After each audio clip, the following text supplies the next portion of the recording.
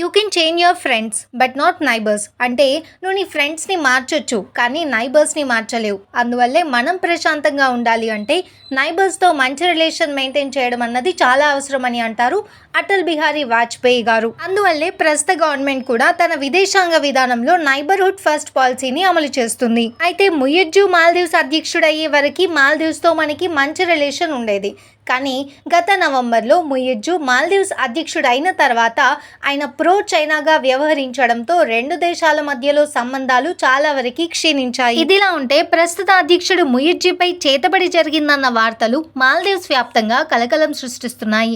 స్వయాన ఆ దేశ మంత్రి మాల్దీవ్స్ అధ్యక్షుడిపై చేతబడి చేసినట్లుగా స్థానిక మీడియా చెప్తుంది. ప్రస్తుతం పర్యావరణ శాఖ మంత్రిగా పనిచేస్తున్న ఫాతిమా షన్నూస్ అలీ తన మాజీ భర్త ఆడమ్ రమేష్తో కలిసి ఈ దారుణానికి పాల్పడినట్లు తెలుస్తుంది. ఈ నేపథ్యంలోనే వీళ్ళిద్దరితో పాటు వీళ్ళకి సహకరించిన మరో ఇద్దరిని కూడా పోలీసులు అరెస్ట్ చేశారు. వీరికి పోలీసులు 7 రోజుల రిమాండ్ విధించడం జరిగింది.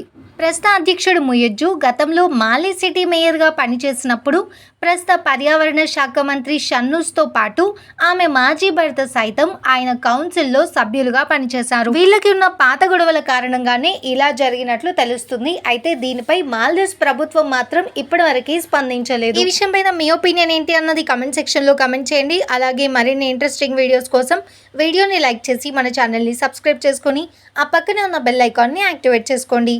Thank you so much.